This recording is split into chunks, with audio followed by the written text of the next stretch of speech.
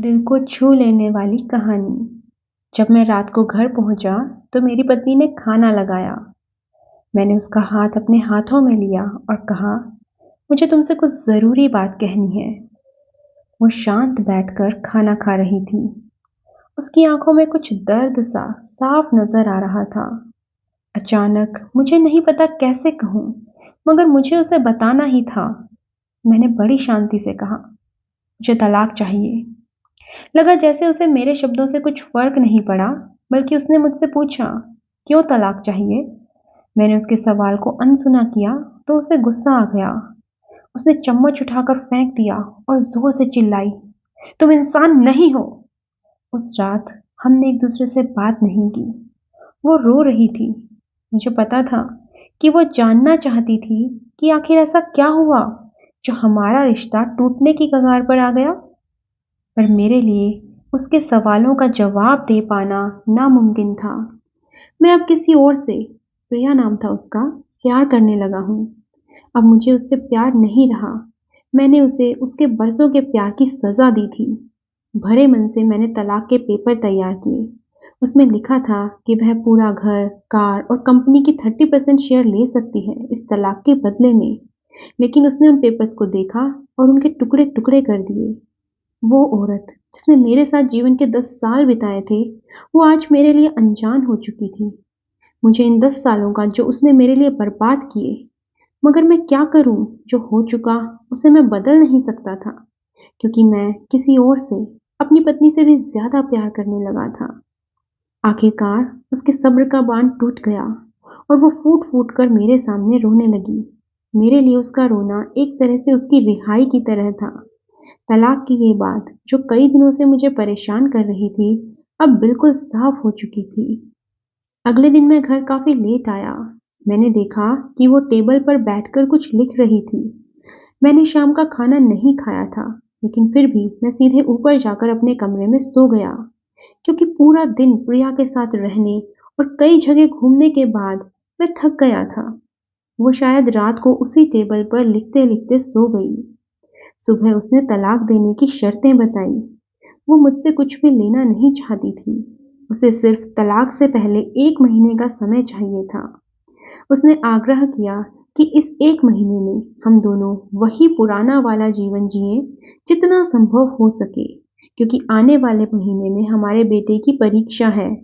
वह नहीं चाहती थी कि हमारे टूटे रिश्ते का प्रभाव उसकी पढ़ाई पर पड़े। मुझे भी ये ठीक लगा, मगर वो कुछ और भी चाहती थी। जैसे शादी के दिन मैं उसे उठाकर अपने शयन कक्ष तक ले गया था, उसी तरह हर रोज 1 महीने तक मैं उसे शयन कक्ष से उठाकर मुख्य द्वार तक ले जाऊं। मुझे लगा यह पागलपन है, मगर इन आखिरी दिनों को थोड़ा अच्छा बनाने के लिए मैंने उसकी ये शर्त स्वीकार कर ली। मैंने प्रिया को अपनी पत्नी की सभी शर्तें बताई। वो हंसने लगी। उसे लगा मेरी पत्नी कितने भी तरीके अपना ले, तलाक होना तो तय है। मेरी पत्नी और मैं किसी से भी इस दौरान नहीं मिले थे, लेकिन उस दिन जब मैं उसे पहली बार उठाकर गेट तक लेकर गया, तो हम दोनों काफी अजीब महसूस कर रहे थे। पीछे से हमारा बेटा भी खिलखिलाकर खुश हो रहा था। अगले दिन यह काम थोड़ा सामान्य और आसान हो गया।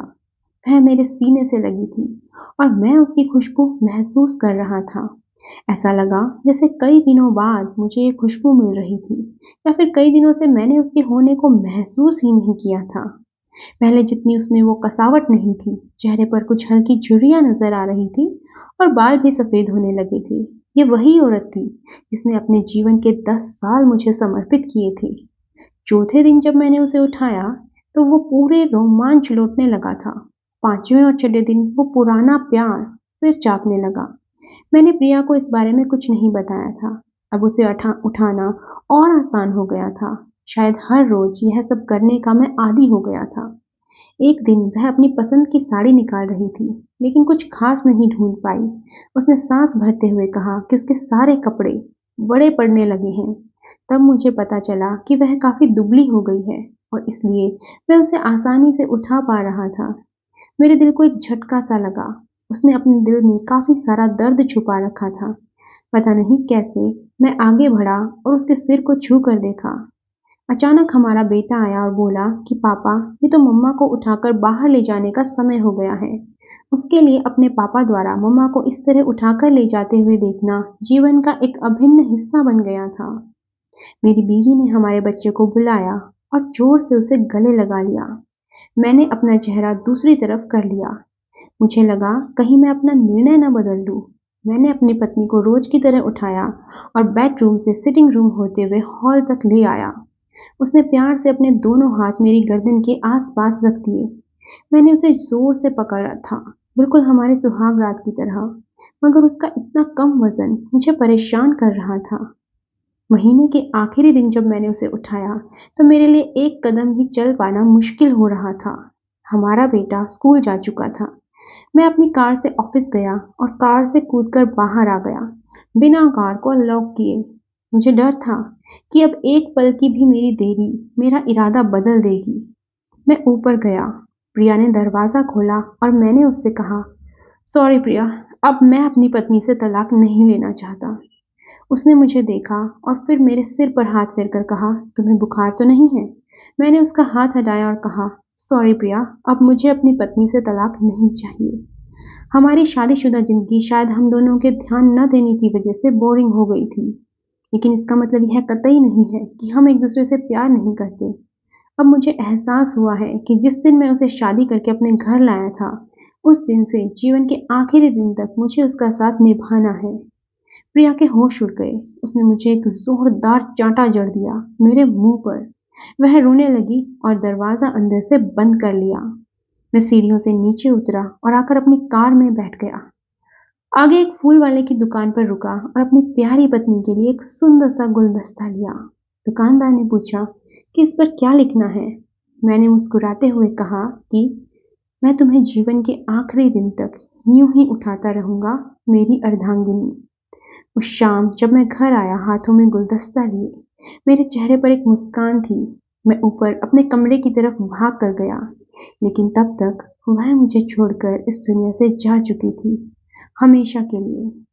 वो कई महीनों से कैंसर से लड़ रही थी, लेकिन मैं प्रिया के साथ इतना खोया हुआ था कि कभी ध्यान ही नहीं रहा।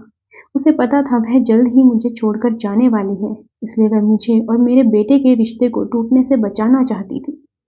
मैं नीच उसे तलाक लेना चाहता था, लेकिन फिर भी उसने मुझे अपने बच्चे की नजरों में एक प्यारा पति और पिता बना दिया था। जीवन की छोटी छोटी बातें रिश्तों में बहुत महत्व रखती हैं। बड़ा घर, बड़ी कार और बैंक बैलेंस ये खुशियों का हिस्सा जरूर बन सकते हैं, मगर अपनों के बिना इनकी कोई कीमत नहीं।